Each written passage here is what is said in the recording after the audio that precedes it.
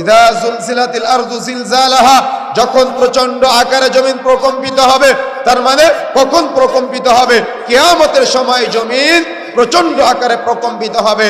তার মানে এই কিয়ামতের বিস্তারিত আলোচনা তোমাদের কাছে পৌঁছে দেওয়া হয়েছে। তোমরা কতটুকু সতর্ক হয়েছো, তোমরা কতটুকু সাবধান হয়েছো, আল্লাহ সুবহানাহু ওয়া তাআলা বলছেন। এরপরে আয়াতে আল্লাহ বলছেন বুজুহু ইয়াউমাইদিন খাশিআ, সেদিন অনেক চেহারা হবে অবনত, অনেক চেহারা হবে লাঞ্ছিত, অনেক চেহারা হবে অপদস্থ।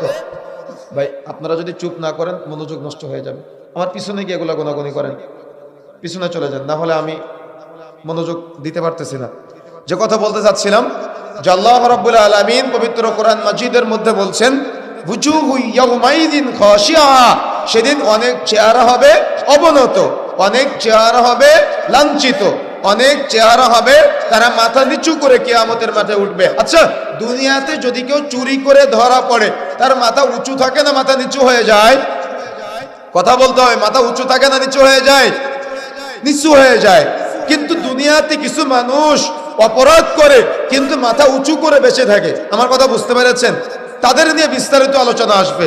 এখন আমি যে কথা বলতে চাই, আল্লাহ বলছেন বুজুহু ইয়াউমাইদিন খাশিআ, সেদিন অর্থাৎ কিয়ামতের মাঠে অনেক চেহারা হবে অবনত, লাঞ্ছিত, অপদস্থ।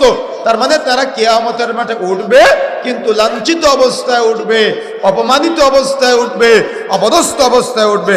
আল্লাহ বলছেন আমিলাতুন নাসিবা, তারা কিয়ামতের মাঠে উঠবে কিন্তু তারা কর্মক্লান্ত, পরিশ্রান্ত অবস্থায় উঠবে। এর দুইটা তাফসীর পাওয়া যায়। এক, যারা দুনিয়াতে অনেক আমল করেছে, ইবাদত বান্দিগি করেছে, কিন্তু কিয়ামতের মাঠে যখন উঠেছে ওই আমলগুলা কবুলযোগ্য হয় নাই, ওই আমলগুলা আল্লাহর দরবারে পৌঁছায় নাই। যেমন যদি আমরা বলি ফাওয়াইলুল লিল মুসাল্লিন, নামাজিরা ধ্বংসপ্রাপ্ত। কোন নামাজি?